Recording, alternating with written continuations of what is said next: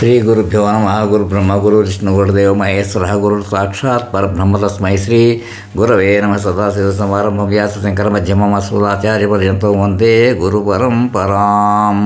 నారాయణం నమస్కృత్యం నరం చైవ నరోత్తమ దేవీం సరస్వతీ వ్యాసం తతో జయముదీరయేత్. ఆపదాం అపకర్తారం దాతారం సరసం తం లోకాభిరామం శ్రీరామం భూయో భూయో నమామ్యం. వాగర్థ విసక్తో వాగర్థ ప్రతిపత్తే జగత పితరౌ వందే పార్వతీ పరమేశ్వరౌ. కృష్ణం వందే జగద్గురుం. అపార కరుణాసింధం జ్ఞానం శాంతరూపం శ్రీ చంద్రశేఖర గురుం ప్రణమాం. ఉదాహరణ శ్రీ గురుభ్యో మహాగణాధిపతి నమః. వచన శ్రీ స్కాంద మహాపురాణము పార్ట్ 2 ఎపిసోడ్ 82 చెప్పుకోవాలి. 81లో ఏం చెప్పుకున్నాము అంటే, వెంటనే సర్పం మనిషిగా మారి చేతులు జోడించి నమస్కరించి త్వరగా స్నేహం చేసి పాతాళము పోయి అతని చేత పూజింపడి సుఖంగా ఉండడం. కింద నుండి చెల్లెలు ధృతరాష్ట్ర కూతురు గుణవంతురాలునైన లలిత అని పేరు గల పూజింపడి సుఖంగా ఉండను. అక్కడక్కడ అదే పాతాళను పోయి అతని చేత సుఖంగా పూజింపడి సుఖంగా ఉండను. అక్కడితో అయిపోయింది. ఇప్పుడు ఎపిసోడ్ 82 చెప్పుకోవాలి. ఇప్పుడు కంటిన్యూ చేద్దాం. 82 ఎపిసోడ్. కిందటి చెల్లెలు ధృతరాష్ట్ర కూతురు గుణవంతురాలను లలిత అని పేరు గల దాన్ని ప్రియురాలుగా రాకుమారుడు పొందింది. లలిత ఉదయభానుతో, నేను ఇంతకు పూర్వము సుకర్ణి అని పేరు గల విద్యాధరిని శాపం వలన సర్పరూపమును పొందేతిని. ఆ శాపాంతమే ఈ గర్భము. అందువలన ఈ పిల్లవాణిని నీవే తీసుకును. ఈ తేజస్సు కలవానితో పాటు వాళ్ళని తమలపాకుల మాలను ఘోషవతి అనే వీణను కూడా తీసుకును అని అనగా రాకుమారుడు అట్లే అని వాటన్నిటినీ తీసి స్వీకరించెను. వెంటనే ఆమె పాములన్నీ చూస్తుండగానే ఆకాశంలోనికి ఎగిరిపోయినది. తరువాత అతడు వీణను మాలను పిల్లవారిని తీసుకుని దుఃఖించుతున్న తన తల్లిని చూడదలిచి తొందర కలవాడై మామ మొదలగు వారి అనుజ్ఞను పొంది తన ఆశ్రమంలోకి వచ్చాను. జమదగ్నిచే ఓదార్చబడిన శోకతప్తురాలైన తల్లిని చేరి సంతోషపరిచాను. తన కథను ఆమెకు చెప్పాను. అప్పుడు మృగవతి కూడా సంతోషం పొందినది. ఇంతలో ఆ శబరుడు కౌశాంబిలో ఒక వ్యాపారి వద్దకు పోయి సహస్రానేకాల పేరు గల మణి కంకణమును అమ్మ తలపెట్టాను. ఆ వణిజుడు ఆ కంకణంపై రాజముద్రలు చూచి రాజు వద్దకు వెళ్ళి అంతయో చెప్పాను. ఆ తర్వాత సహస్రానేకుడు ఆ మణికంకణను తీసుకుని మృగావతి వియోగమును విషాకులచే పీడింపడుతున్నవాడై ఆ కంకణమును హృదయపు ఉంచుకుని దుఃఖించి, ఓ శబరుడా, నీకు ఈ కంకణం ఎట్లు లభించినది అని ప్రశ్నించాను. శబరుడు అది తనకు లభించిన విధానం అతనికి తెలిపాను. అంతటా సహస్రానేకుడు ఆ శబరుని మాటలు విని ప్రియురాలను చూడవలనని తన మంత్రులతో పాటు బయలుదేరాను. కొంత దూరం వచ్చిన తర్వాత సైనికులు విశ్రాంతి వరకు ఉండిపోయారు. రాజు ప్రియురాలి సంగమధ్యాహ్నమందే ఆసక్తి కలవాడి నిద్రించుతూ ఉండగా వసంతకుడు విచిత్రమైన కథలను చెప్పసాగాను. ఆ కథలను వినుచూ ఆ రాత్రి గడిపి వేసిన తర్వాత జంభారి దేవేంద్రుడు పాలించు తూర్పు దిక్కును చేరి తపస్సు చేస్తున్న మునిని చూచి అతనికి శిరస్సుతో ప్రణామం చేశాను. ఆ ముని ఆశీర్వదించి పాద్యాజ్ఞ ఆచమనీయములతో శాస్త్ర ప్రకారం పూజించి ధర్మార్థములతో కూడిన వాక్కులతో ఆ రాజుతో, ఓ మహారాజా, మృగవతి అంది రాకుమారుడు నీకు కలిగాను. కీర్తినిధి తేజసంపన్నుడు మరొక రామచంద్రుడై ఈతడు దిక్కులను జయించను. ఓ మహారాజా, ఈతడు నీకు పౌత్రుడు, ఉదయనుని కుమారుడు. ఏమే మృగావతి నీ భార్య పతివ్రత. ఈ ముగ్గురిని త్వరగా స్వీకరించము అని చెప్పాను. రాజు ముని ఇచ్చిన వారిని స్వీకరించి ప్రియురాలు తోడు కలవాడై మంత్రులతో కూడి తన నగరములకు బయలుదేరాను. ఆ రాజు కౌశాంబి నగరము ప్రవేశించి ఇంద్రుని వచనమును స్మరించుతూ మనుష్య జన్మను అసహించుకుని బుద్ధిమంతుడై తన పుత్రులకు రాజ్యమును అప్పగించను. తన పుత్రుడైన ఉదయనుని యందు రాజ్యభారం ఉంచి శాప నివృత్తి కొరకు వసంతగా ఋణవంతులతో మృగావతి వారి భార్యతో మంత్రిపుత్రుడైన యోగంధ్రాయణునితో కూడా కలిసి దక్షిణ సముద్ర తటములోని పుణ్యప్రదమైన సర్వతీర్థములలో ఉత్తమోత్తమైన చక్రతీర్థంలో స్నానము చేయుటకై త్వరగా బయలుదేరాను. చక్రతీర్థం చేరి శాస్త్ర ప్రకారం స్నానం చేసిన రాజు మొదలగు వారు చక్రతీర్థంలో స్నానం చేసినంత మాత్రమే వెంటనే వారికి అతి కుత్సితమైన మనుష్యరూపం నశించినది. తర్వాత సమస్త పాపములు నశించి వారు తమ తమ రూపములు పొందిరి.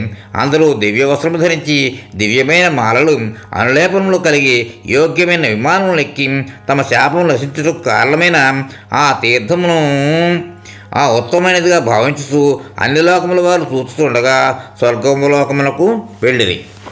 అప్పటి నుండి అందరూ ఆ తీర్థవైభవమును తెలుసుకుని ఈ పవిత్రమైన చక్రతీర్థములలో స్నానము చేస్తున్నారు. ఇట్టి ప్రభావం గల ఆ తీర్థములకు వచ్చి ఒకసారి స్నానము చేసిన మానవులు అందరూ స్వర్గవాసులు కాగలరు. ఈ విధంగా గొప్పదైన విధూముని చరిత్రను మీకు చెప్పి తిని, ఓ బ్రాహ్మణులారా, ఈ అధ్యాయంను చదివినవారు, శ్రద్ధగా విన్నవారు కోరిన కోరికలన్నింటినీ పొందగలరు. దేవీపట్నం వృత్తాంతం. దుర్గాదేవి ప్రాదుర్భావము.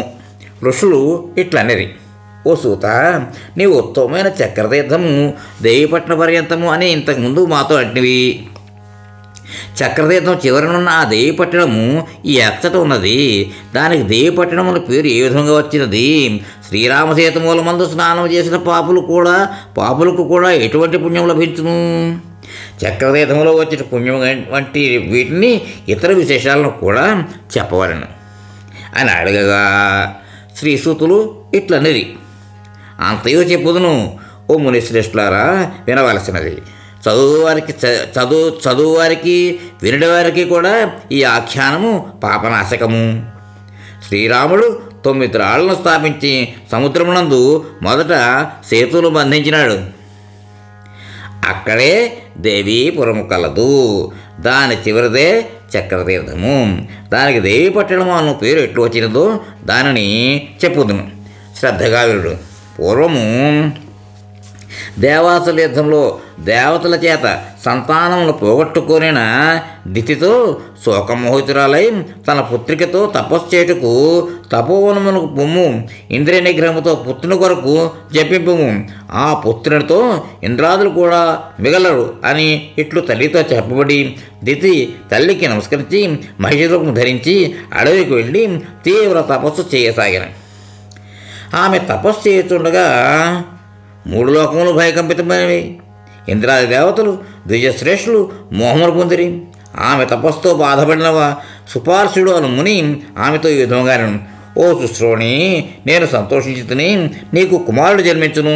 అతని ముఖము మహిషరూపము, శరీరము నరరూపము, మిక్కిలి పరాక్రమవంతుడైన అతడు మహిషుడు అన్న పేరుతో జన్మించును. అతడు ఇంద్రుని కూడా పీడించును అని సుపార్శుడు ఆమెతో చెప్పి ఆమెను తపస్సు నుంచి విరమింపచేసి ఆ తపస్సుని ఓదార్చి తన లోకములకు తిరిగిపోయాను. ఇదివరలో బ్రహ్మ చెప్పినట్లు మహిషుడు జన్మించాను. విప్రజిత్ కుమారుడు విద్యున్మాలి అను రాక్షస శ్రేష్ఠుడు ఇతర రాక్షసులు అందరూ మహిషునికి ఇవ్వబడిన వరములను గురించి విని మహిషాసురునితో ఈ విధముగా అనిరి, ఓ మహిషాసుర, ఓ మహామతి, ఇదివరలో మనకు స్వర్గాధిపత్యం ఉండేది. దేవతలు విష్ణువుని ఆశ్రయించి తమ పరాక్రమంతో మన రాజ్యంలో తీసుకున్నారు. కనుక నీ బలముతో మనము ఆ రాజ్యం తీసుకుని రమ్ము. నీ పరాక్రమమును బలమును ఇప్పుడు ప్రకటించము. ఈ విధముగా రాక్షసులతో కోరబడిన అతడు దేవతలతో సహా యుద్ధము చేయదలిచి మహాపరాక్రమంతో అమరావతి మీదకు బయలుదేరాను. 100 సంవత్సరాలు ఘోర యుద్ధం జరిగిన. దేవతలు ఇంద్రునితో సహా పారిపోయి బ్రహ్మను చేరిరి. బ్రహ్మ ఆ దేవతను తీసుకుని విశ్వపాలకులైన శివనారాయణుల వద్దకు వెళ్ళాను. అక్కడ చేరి నమస్కరించి అనేక విధములైన స్తోత్రములతో స్తుతించి మహిషాసురుని దుష్టచేష్టలను బ్రహ్మ వారికి నివేదించను. మహిషాసురునితో బాధింపబడి దేవతా సమూహం మనుషుల వలె సంచరించుతూ ఉన్నవి. ఇది మీ ఇద్దరకు చెప్పుడుకు నేను వచ్చి తిని దేవగణములతో సహా వచ్చిన వారిని మీరు ఇద్దరు రక్షించుడు అని శంభు కృష్ణులకు రాక్షసులను కలిగిన పీడను నివేదించను. బ్రహ్మ మాటలు విన్న రామమహేశ్వరులు కోపముతో భయంకరమైన ముఖములు కలవారై మిక్కిలి కోపముచ్చే వెలిగిపోతున్న విష్ణు ముఖము నుండి ఒక గొప్ప తేజస్సు శంభువు బ్రహ్మముఖముల నుండి కూడా అదే విధముగా వచ్చినవి. అట్లే ఇంద్రాది దేవతల శరీరం నుండి కూడా తేజ సమూహము ఒక స్త్రీ రూపముగా మారినది. మిక్కిలి తేజస్సు గలది, దేవదానవులందరిచే కూడా ఎదిరింపు శక్యము కానిది, దుర్గాను పేరు గలది, వారి అను పేరు గల నారి ఏర్పడినది. ఆమెను చూసి మహిషబాధితులైన ఆ దేవతలు ఆనందం పొందిరి. ఆ తరువాత రుద్రాది దేవతలు తమ నుండి ఆయుధములు తీసి ఆమెకిచ్చిరి. ఆమె భయంకరమైన నాదముతో సమస్త జగత్తు కదిలిపోయినది. సింహవాహనం ఎక్కిన దేవుని అమరులు, మునులు, సిద్ధ గంధర్వులు చేసేతో పొగిడిరి. ఆమె భీషణనాదంతో 3 లోకములు క్షోభించినవి. మహిషుడు కూడా కోపముతో ఆయుధములు ధరించి సిద్ధమయ్యాను. ఆ దేవుని చూచి రాక్షసులు ఆయుధములు ఎత్తి సమీపించింది. ఆ దేవితో అసురులకు ఘోర యుద్ధం జరిగాను. దేవి యొక్క ఆశ్రయ బలముతో దేవతలు రాక్షస సమూహం నుండి నిర్భయులైరి. వారు శస్త్ర అస్త్రములతో ఇతర ఆయుధములతో యుద్ధం చేసిరి. దేవతలు దేవీ శక్తితో కూడిన వారై రాక్షసులను అందరినీ ఆయుధములతో నిర్మూలించింది. తన సైన్యము నశింపగా శోభించిన మహిషాసురుడు వేగముగా ధనస్సును తీసుకుని దిక్పాలక దేవతాదులతో తలబడి మద్దెంత సాయం. అప్పుడే దేవి భూతవేతాళాది తన గణములను రాక్షస బలమును నాశనము చేయమని చెప్పి తాను మహిషులతో యుద్ధం చేయదునని చెప్పి ఆదేశించినది. అప్పుడు దేవి యొక్క గణములతో రాక్షసులందరూ త్వరగా హతులైరి. ఆ మహిషుడు తన గణములతో దేవి పంపిన గణములతో యుద్ధం చేయదలిచిన వాడై నిల్చున్నాను. ఇంతలో మహానాథుడు, సుదక్షిణుడు, మహాహరుడు మొదలైన వారు మహిషాసురుని మంత్రులు దేవి ఎదుట నిలబడిరి. దేవి మనోవేగం గల సింహమును అధిరోహించి ప్రళయకాలమందే మేఘధ్వని వంటి ధ్వనిగల భయంకరమైన ధనస్సు తీసుకుని వజ్రవేగం గల మానవులను యుద్ధములో విడచినది. దేవి బాణములతో మహాహనుడు మొదలైన వారు అతని యావత్ సైన్యము చంపబడిది.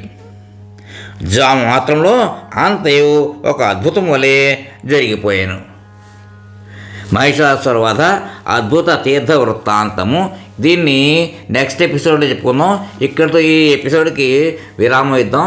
స్వస్తి. మోహన్వాణి తెలుగు పోడ్కాస్ట్ వింటున్న శ్రోతలందరికీ హృదయపూర్వక ధన్యవాదాలు.